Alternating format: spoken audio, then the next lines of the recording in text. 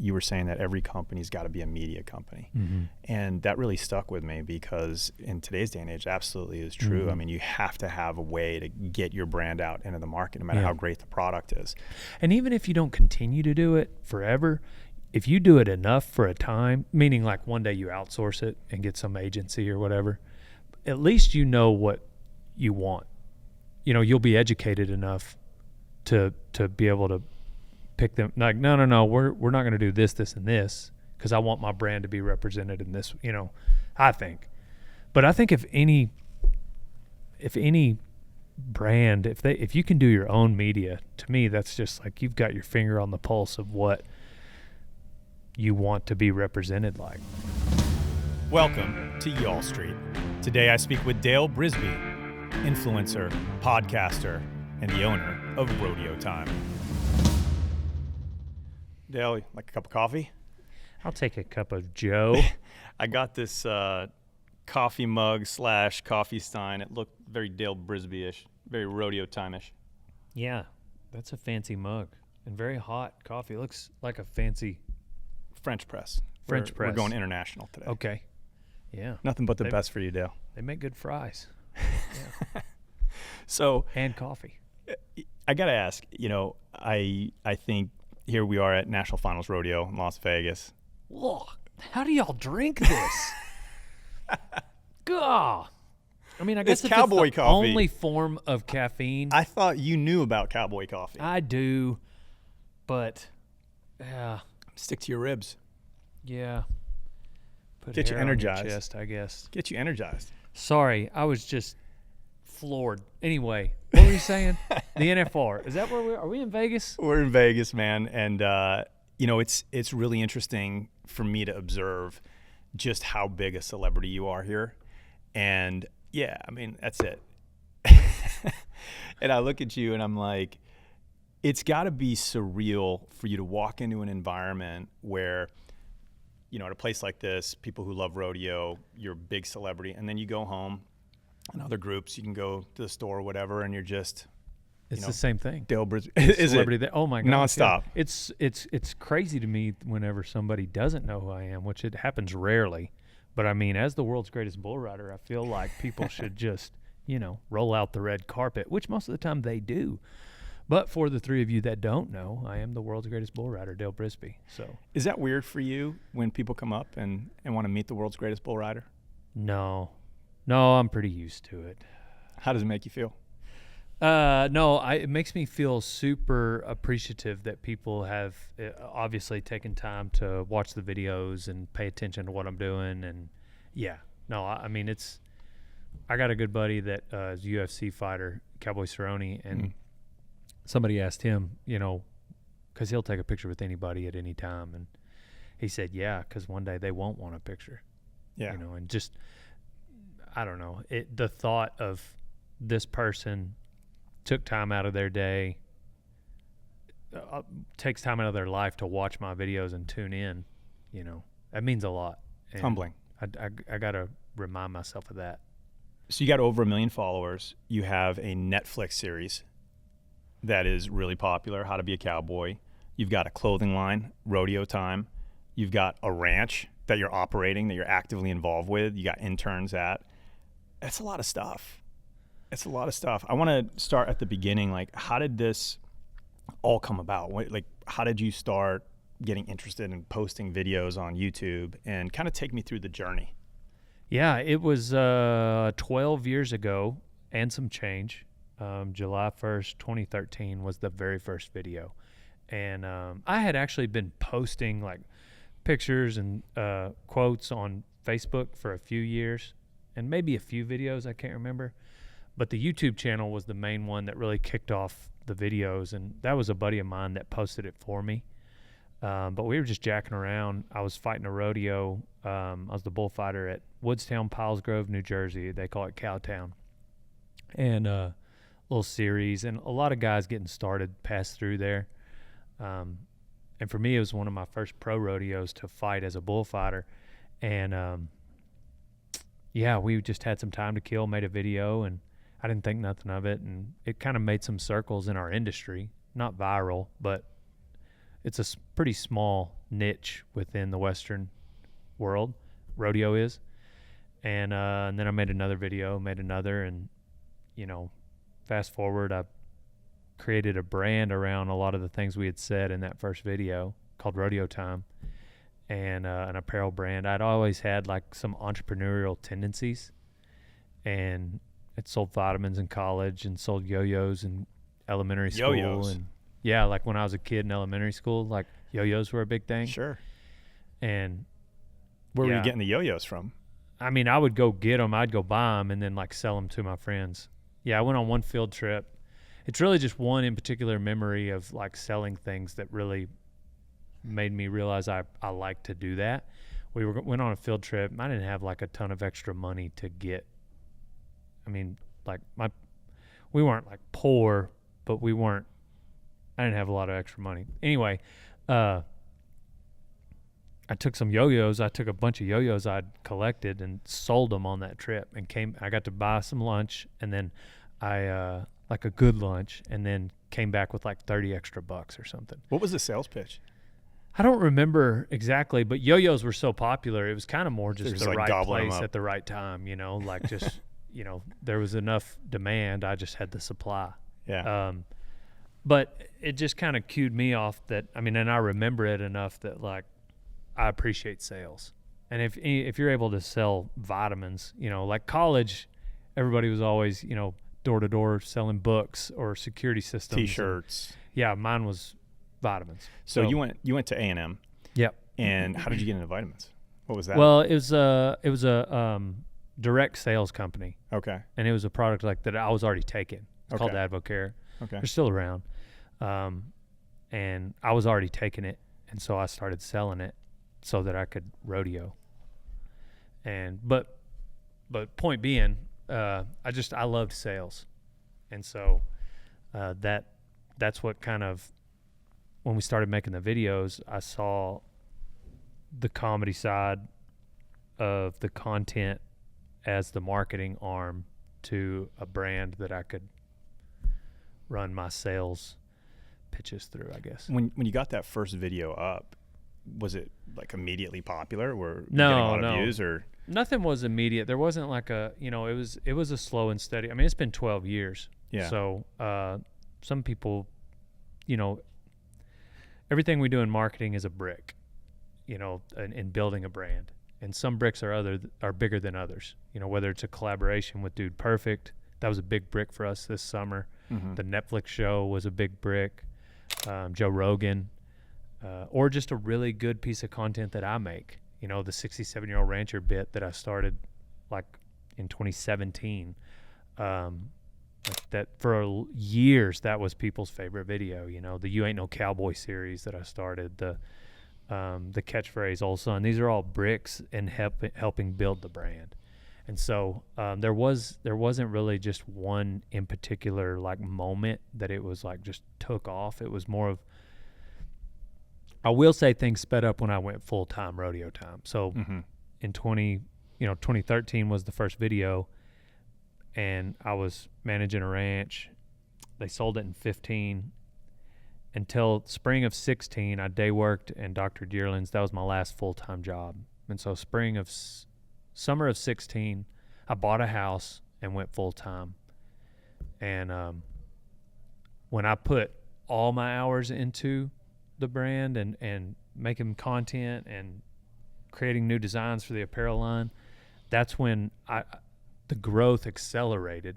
But there still wasn't just like this one clear, you know, I don't know, I guess 15 minutes of fame that put us, you know, it was a slow and steady grind. But there was an acceleration certainly that happened, right? As you're building these bricks, I'm sure COVID, that period must have helped quite a bit, because it was like during COVID, there was a big return to the land, and there was a lot of people moving to Montana and a lot of people getting more interested in the lifestyle. And that was right around the time of Yellowstone as well. Did you find that presented a bump, or?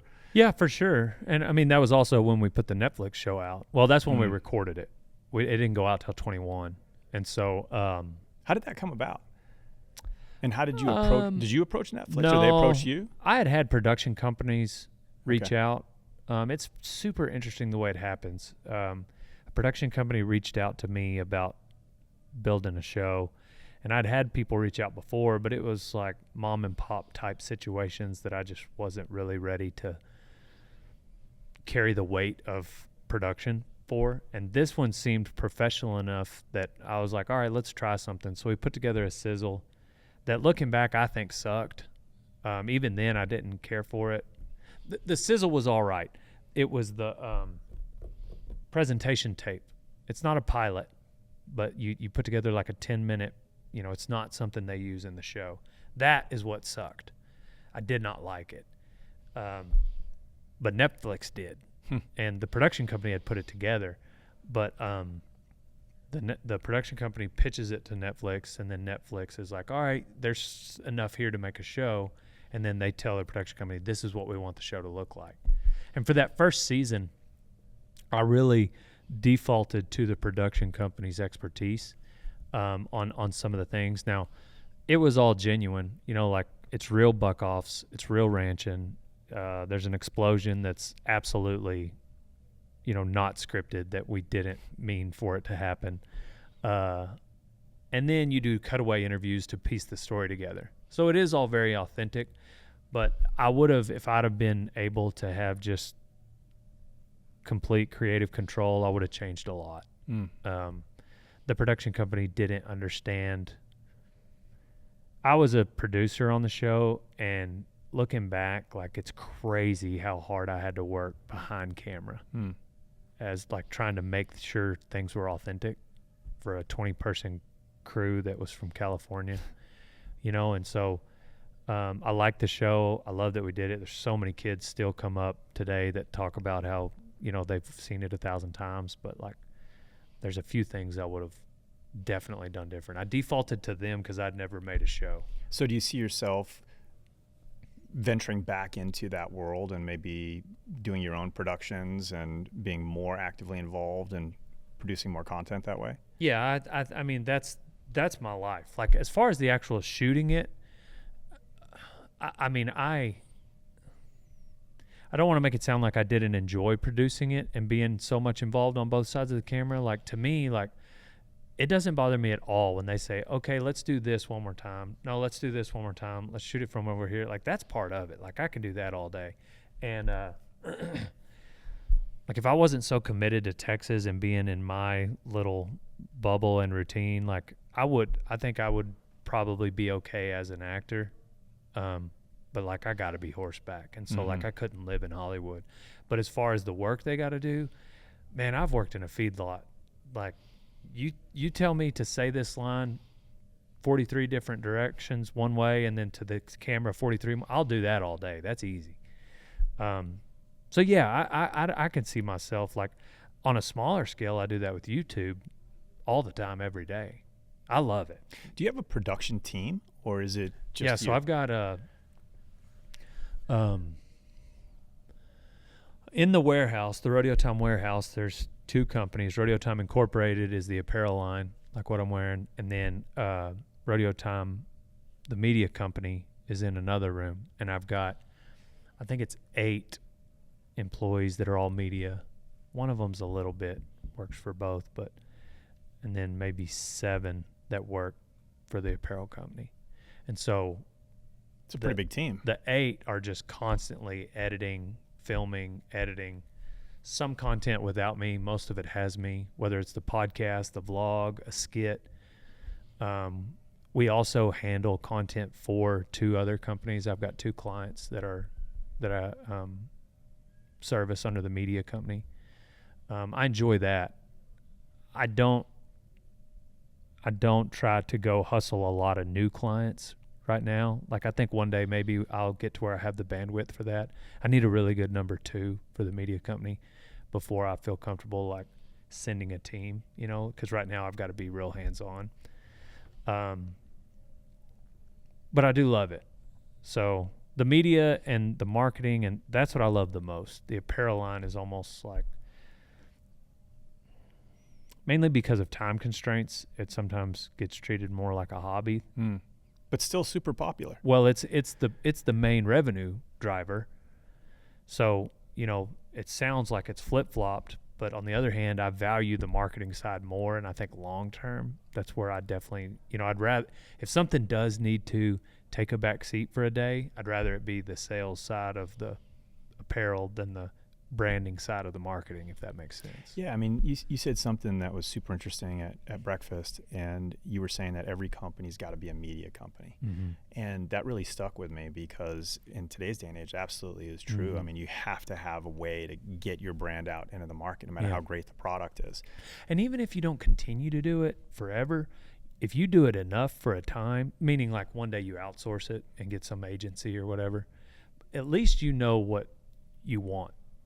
You'll be educated enough to be able to pick them. Like, no, we're not going to do this, and this, because I want my brand to be represented in this. I think, but I think if any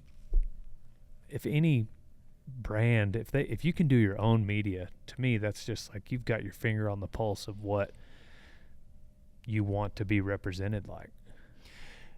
In addition to the media and the clothing, you're also running a ranch. I mean, you're raising bulls and steers, and you got interns coming in that you're training. And I mean, how are you doing all of this? I mean, do you have full-time employees also on the ranching side as well? I know obviously there's some crossover because you're leveraging some of that content for your media arm, but it just seems like a pretty heavy lift. It's a lot of crossover. It's all crossover. So, yeah, I mean, there's most of the things that we do on the ranch is with and for content. I love that. And there's so many times where we'll be doing something exciting and we realize we didn't even film it. And that's our main job. But I think that's really helps just kind of drive home the fact that like it's authentically what we want to be doing. One of my biggest frustrations at a hater in the comments lately, a lot of people, throw shade when you get on the internet, but one in particular was I was riding a bull. I kind of broke him to ride a little bit, and I wanted to gather cows on him, and which I did. And then I was like, ooh, I want to go gather bulls on this bull, which if you know anything about livestock, like that's asking for, a fight. And if you're on the back of one, that's very dangerous. But I was like, let's go. And I pulled my hat down and took this bull. Well, I got on Ray-Ban Metas, and so like they fight, and it wasn't any big deal, and I made it out.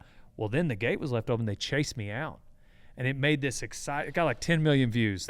This of me getting chased by these bulls, and somebody sure enough commented on there like, "FAFO, you're gonna die, and it's gonna be for the views." And it frustrated me so bad because that is literally something. If you ask the 12 people closest to me, that's literally something I would do without the cameras. Like That's just like this. That sounds fun to me. Like riding a bull that's getting chased by bucking bulls. Like that's exciting. And I love the life I get to live, ranching, rodeoing, making content around that, making people laugh.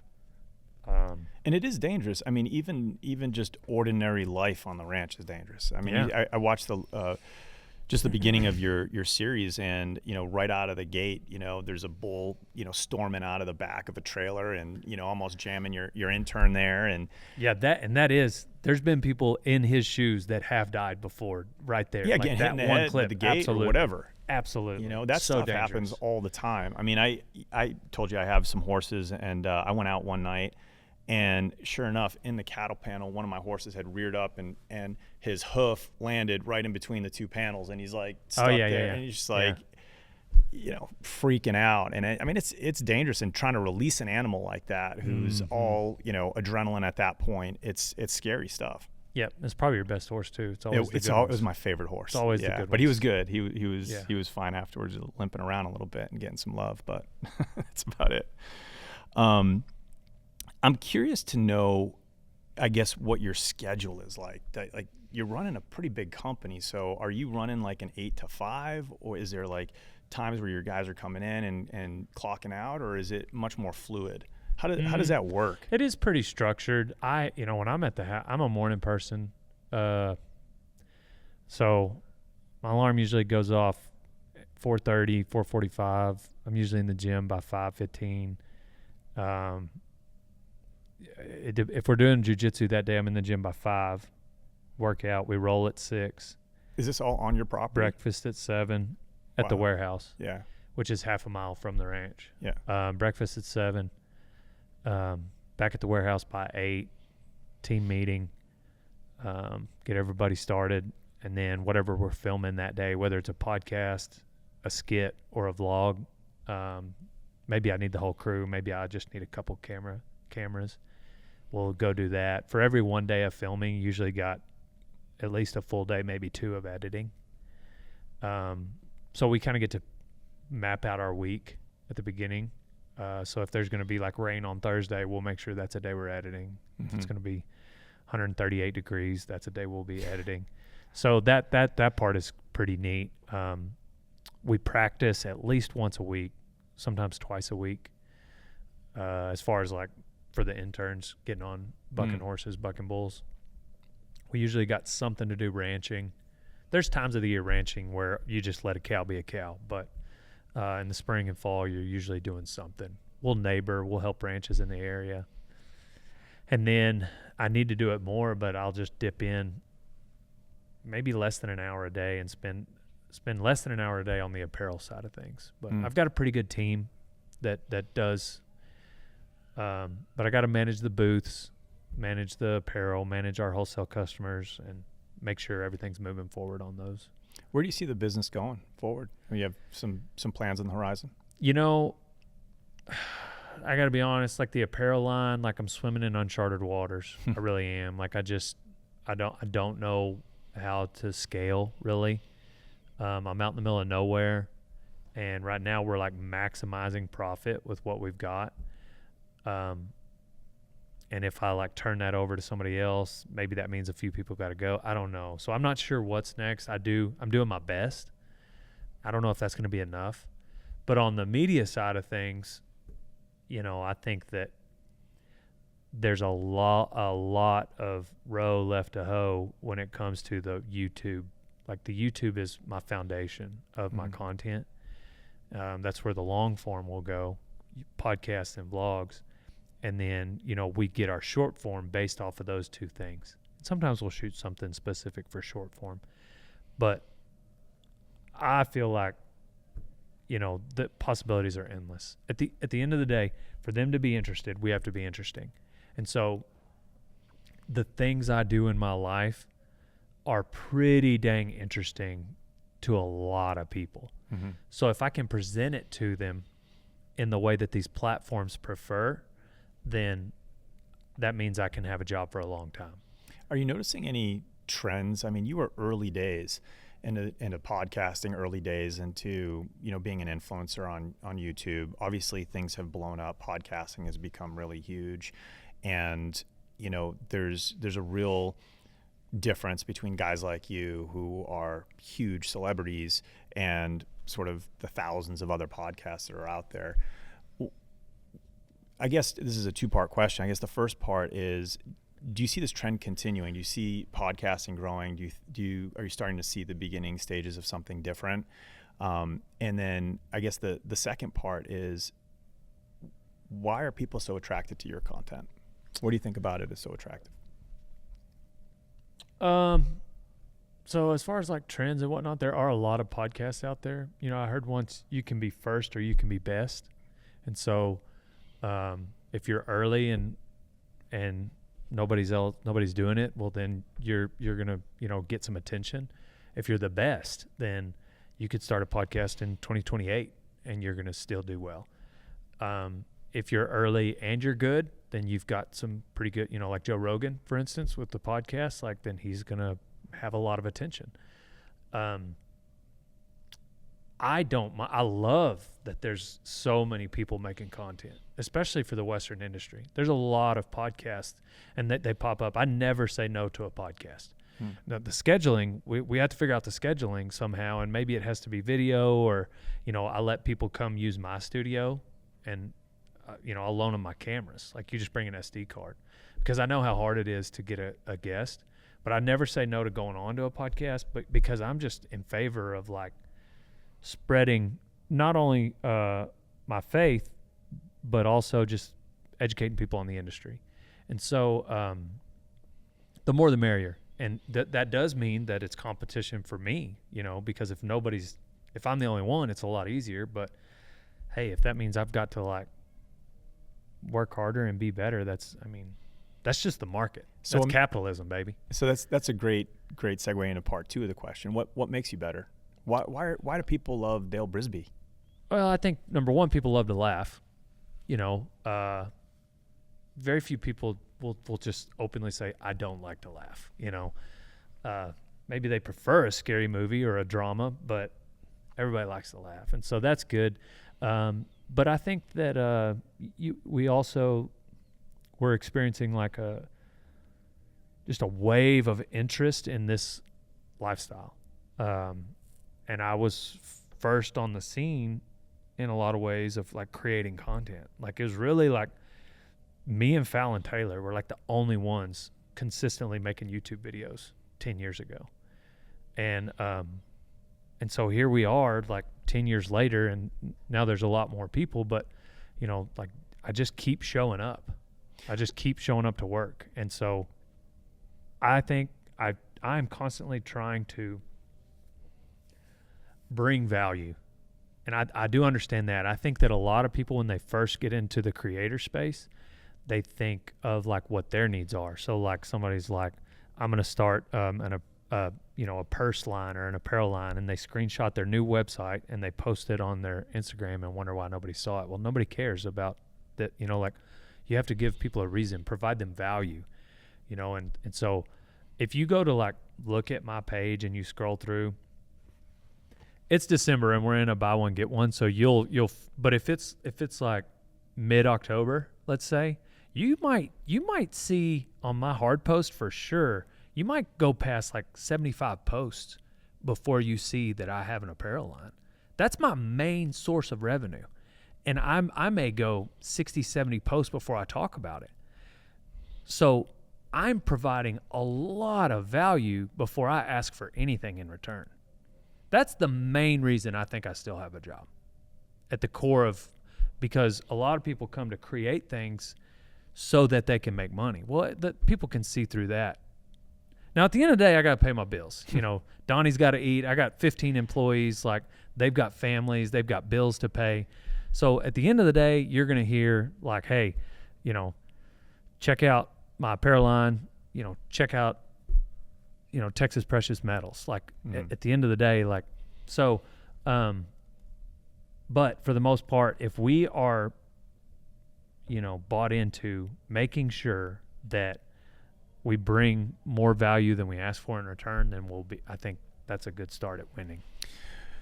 You mentioned that people are increasingly attracted to the lifestyle. What about the lifestyle is bringing people in, and what kind of people? I mean, I think people that want to, I think there's going to be like a real big wave of people that get back to just experiencing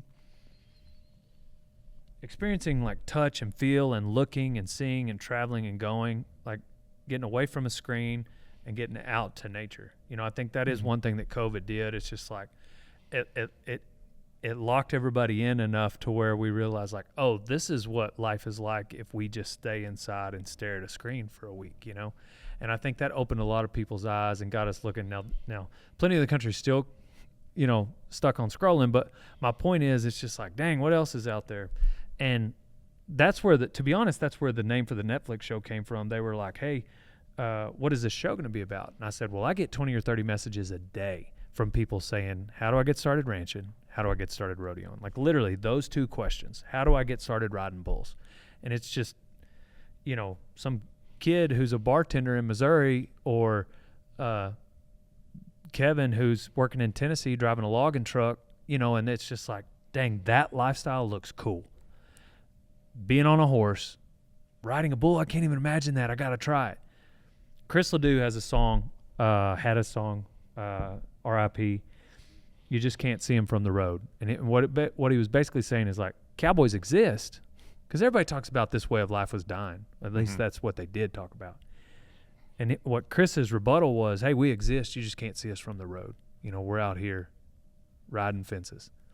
And well, now with the internet and people like Dale Brisby making Snapchats and TikToks and YouTube videos, like, you can see us from the road, you know, like, go check it out. It's on my YouTube channel. Matter of fact, it looks pretty cool, you know, and most people aren't going to go do it, but they'll become a fan of it.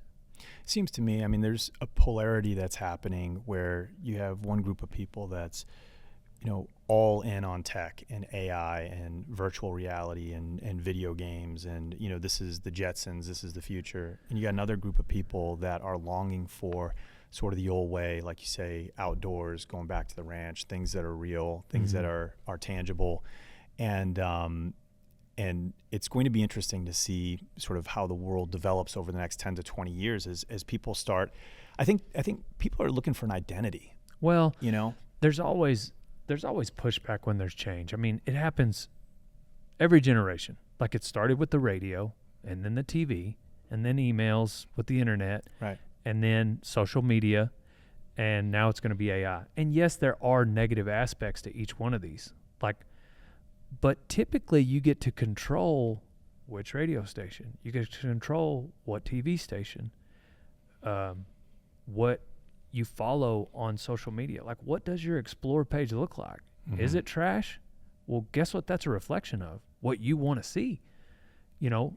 And I think AI is going to be the same thing. It's going to be, you know, how can it be used, you know? And so I think that there's basically, like, we can have this pushback, and I don't know much about AI. I think it is big, and it's probably going to have a bigger impact than, heck, I don't know if it'll have a bigger than radio, TV, and the internet. Like, those are big Huge changes. But this is one of those. It definitely is in the same, and it'll be something we use, and we can all resist it, or we can find a way to use it for good, like ways to use it to glorify the Lord and or promote a brand. You know, so I don't know all those ways yet. I've got a graphic designer who also does my thumbnails, and he's starting to use it a lot. I do think that ultimately brand is going to win.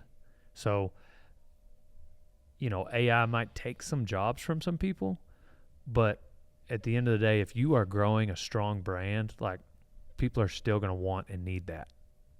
Speaking of your brand, you know, I spent a lot of time watching your videos, and one of the things about them that are attractive to me is, you know, for most people, their experience with an American cowboy is a very curated, sort of manufactured Marlboro man that they see in kind of a cowboy movie, very gruff, sort of dour, serious, you know, not necessarily personable. When you come to National Finals Rodeo and you're around the Western community, they're just like you. It is having a good time. It is celebrating family. It's celebrating, you know, the beauty of the sport and joking around and playing pranks and things like that. And that is the true cowboy lifestyle. Yeah. At least today. Well, and the first cowboy you described, there's plenty of those. There's plenty of those, and there's a lot of those that are your everyday working cowboys. And you know, some of my best friends are that cowboy. If you think about when you come here, these are the kind of guys that they live, and most of them did live a cowboy lifestyle growing up, but they also get on bucking horses and get on bucking bulls. And like, that's how I grew up. My dad was a roughie and like rode all 3 rough stock events and fought bulls and picked up broncs. And that's what I did. And guys like Rocker Steiner, like, if you've ever cracked your hand around in a bareback rigging, like, you realize, like, oh, these guys are crazy. Like, just a side note, if you ever want to fight somebody at a rodeo, pick anybody but a bareback rider. Like, do not fight a bareback rider, because they have to go to a place in their mind where their own mother will not recognize them. And so but here's the other thing about, like, my content. Everybody knows a Dale Brisby. Yeah. And in the cowboy, like, ranching side of it, you might call a Dale Brisby what I call a super puncher. And, you know, the wildest loops and the roughest bronc stories, he's going to one-up you. He's got them, and he's got more picking strings on his trailer and more knives in his pocket. And, the Maverick bulls he's roped are way bigger than the ones that you have. And so everybody knows the Dale Brisby in every industry, whether you're talking about the ranch or Wall Street, either one. So I think that's one way people can relate to me, is because we all know that guy. Yeah. Talk about your relationship with JB Mooney. He is all over your channel, and obviously greatest bull rider of all time, just an absolute legend, the GOAT. What has that relationship been like for you? We met about 10 years ago, just became fans. He was a fan of the videos. I'm obviously a fan of his bull riding. Yeah. We have a good friend, mutual good friend, Randy, and JB and I, got a lot of memories together and over those 10 years. But it might have been 2017 or 18. He asked me to help him with his apparel line.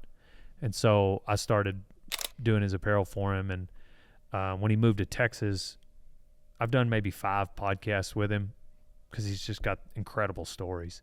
And we make videos together, and he's on my YouTube channel a lot. And yeah, any videos I make, he and I split the revenue from, which isn't big. I'm sure it's just chump change for him in terms of being the $7 million bull rider he is. But we do a lot where we partner together on things. We've partnered on bulls. We've partnered on cows. Like I said, his apparel line, the YouTube channel. A lot of people listening to this have never heard of JB Mooney before. How would you describe him, and what's your favorite story of him?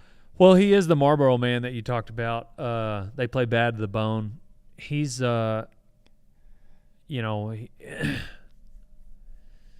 he's just got a winner's mindset, and he's very unique. If you listen to any of my podcasts with him, he's just, you can tell that he wanted to be the best bull rider that he could be. And one of the things that is that he's most notorious for is pick and rank bulls. In the PBR, there's times they call it a draft, when you get to pick your bull in the short round. And depending on how you placed in the long round is when you get to pick in what order you get to pick your bull for the short round. And he would always pick the rankest bulls, where most guys might pick something they know they can ride, because those are the rankest bulls in the world at that, PBR short round bulls are just and so he would always, he got on Bushwhacker 13 times and rode him 1 time. And anyhow, he's got a mindset Bushwhacker's the greatest bull of all time. Right. Just bucked off everybody. Yeah. He's just got this incredible mindset that,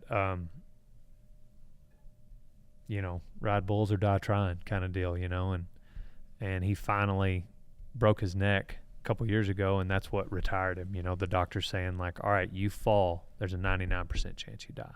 Oh my gosh. If you land this 1 or 2 certain ways, then not just fall trip right here on the carpet, but if he lands this 1 or 2 certain ways on his neck, then it's it. And so, and he told Randy, and he talks about it in my podcast, that that's what it was going to take for him to retire. Those bull riders, man, they fight through every injury. I mean, it just takes everything to get them off a bull. Why do men ride bulls? I mean, I think every man needs a fight to fight. There's just, when you get in the bull riding, bronc riding, rough stock, and I'm sure a lot of things in life, there's a set of fundamentals you have to execute. In bull riding, he's going to jump up with his front end, and then he's gonna push off with his hind end, and in the air he's gonna kick. Well, when he pushes off on his front end, you've got to counterbalance that. You've got to go to the front, is what we say. You've got to drive over the front of his hump and his horns. That's counterintuitive, Very right? counterintuitive. You just think about yeah. You want to get away from it. So everything in these fundamentals are counterintuitive, and so you have to battle through your emotions. Otherwise, your intuition takes over, and you do lean back. Well, that's going to get you whipped down and bucked off. it's going to get you hurt more, much less have a chance at riding for 8 seconds. So when you can learn these fundamentals and then execute them in the midst of like the fear and possible injury, possible death, you know, it's there's something about that. It's a metaphor for life. Feeling that, yeah. And I was talking to a guy, a SEAL Team 6 operator, and he was like, really, as the kids say, giving us our flowers in bull riding, because he was on the back of the chutes, and he was saying, you know, most of the rooms that I rounded a corner and went into overseas were benign. So I looked up what benign meant, and so he rounded the corner, and 95% of the time there wasn't a fight, and it was only 5% of the time. But when we nod our heads, every single time you're asking for a fight. Matter of fact, if he doesn't fight hard enough, they're going to give you another one. It's called a re-ride. Mm-hmm. And so, yeah, I mean, my respect to him was like, bullets are a lot different than horn tips, you know?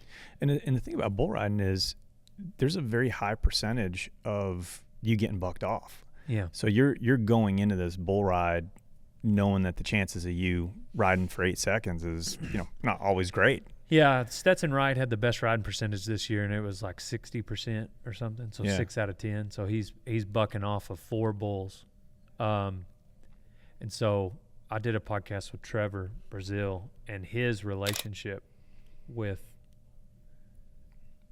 a loss is, I think, the healthiest, which I don't think is a coincidence as to why he's a 26-time world champion. And yeah, I mean, sometimes rodeo doesn't give you an opportunity to win, whether you draw the wrong bull or you just didn't, you know, that calf had an off day. And so if you don't have a good relationship with losing, the next one, you're going to take that loss with you to the next bull. And I'm sure it's the same mindset that, like, you know, Tom Brady has, Sure, you know, compared to Trevor, but being able to like take an L, like even quarter to quarter, you know, but that's what gets a lot of guys, interns that come through my program, you know, they show up 22 years old and they've been good at athletics their entire life. Well, you know, if you've never played basketball before, we can take 5 random people out here, and you're an athletic guy, you're probably going to be able to beat a lot of people out here at basketball. Mm-hmm. But bucking bulls and bucking horses, like, it's way different. It doesn't matter how athletic you are. This is a very nuanced sport. And so if you aren't okay with going through the process and going through the suck, if you're not okay with a few losses, then you're going to quit long before you ever make it. So this is a pretty substantial mental component to this sport. It's 90% mental, and the rest is in your head. Yeah. In the words of Mickey Mantle. Are there any interviews that you look back on in your whole career of all the different people you've talked to that really stand out for you, or just sort of pieces of wisdom, nuggets that you think are worth retelling? Yeah, the Trevor one, people ask like what my favorite podcast was, and I usually go to Trevor because in my personal walk, I have studied a lot over the last few years, pride and humility. And I think that pride's what made the devil the devil. It's what the devil used to tempt Adam and Eve. They wanted, you know, like, hey, if you eat this fruit, you can be like God, you know. And, you know, on the other side of the coin, humility, Jesus humbled himself to the point of death, even death on a cross. So, like, the devil brought pride and Jesus brought humility. And C.S. Lewis says you can never, so long as you're looking down on people, the real black diabolical pride, you can never look up. And matter of fact, he goes on to say that, like, where it says, did we not prophesy in your name? And, you know, and God says, depart from me, I never knew you. He thinks that will be the proud that hear that. They did all those things. They prophesied in the Lord's name. They gave to the poor. They abstained from whatever, all in the name of their own arrogance. And that's who the Lord will say, And so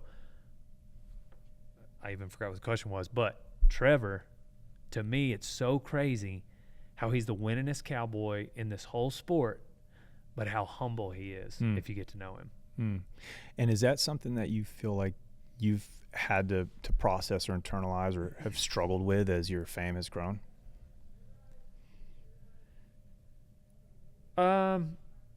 It's pretty, I mean, arrogance. Yeah. I mean, like, there's no doubt about it. Like, I'm super arrogant, and I'm. But you're also just playfully arrogant too. I mean, I am, that part of that is. Yeah, it takes one to know one. Yeah. So like, so I'm able to make some jokes that are on the nose. Like, how did you know that was funny? But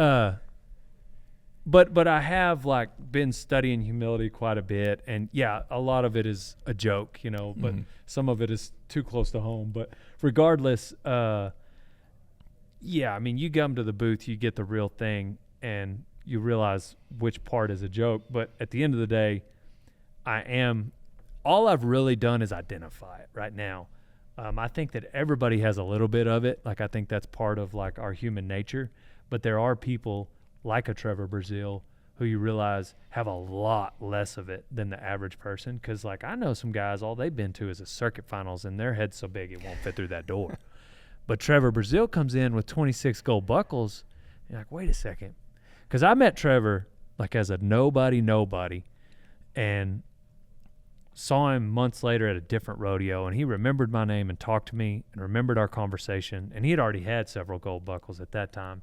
And so I noticed that early on, and then as I got to know him through Rodeo Time, like, I became more of a fan. But that one's my favorite, make a long story short, because of his character and how that really hit home with me in what I'm struggling with in my character. And so that it's crazy to think that my favorite guest is a timey. You know, just thought of that. I do think though, calf ropers are some of the most cowboy guys in the arena, because you got to do it all. Sure. You got to rope the calf, then you got to tie it down. You got to know how to ride the horse. Like, them guys are cowboys. For sure. And Trevor Brazil, I mean, one of the greatest of all time, like you said. Yeah. I mean, you know, as you're talking, it sort of reminds me a little bit of our mutual friend Cody Webster, you know, who just won Bullfighter of the Year again for the 6th time, and just super humble, you know, super down to earth, and great words to probably wrap up this pod. But I'm curious, for people who haven't seen your stuff, the 3 people out there that haven't seen any of your stuff, if they do want to see it, where would they find you? Yeah, I mean, Instagram is just Dale Brisby. TikTok is Dale Brisby 90. Rodeo Time. I've got the Dale Brisby accounts and then the Rodeo Time accounts. The main thing I get the most excited about in my day to day is YouTube. Yeah. Whether it's the podcast, but also like my YouTube episodes, I call them Rodeo Time, and they're 20, 30-minute shows every Tuesday, and that's what I really enjoy making the most, probably. Very nice. Well, I can't let you leave without giving you some silver here. So I got you a Y'all Street coin. Nice. And our boy Cody Webster. I got you Cody Webster coin. I've seen pictures of it. Yeah. And these are really sharp. This, by the way. I can melt these. You got to hang on to those, bud. This right here is a Dallas-Fort Worth goldback, 1/1000th of an ounce of gold. Nice. Dallas-Fort Worth. 1/1000th. Super cool. Dale Brisby. That's very interesting. It's Rodeo Time. Dale, yeah. Thank you very much. Thank you, brother. Thanks for having me, Y'all Street.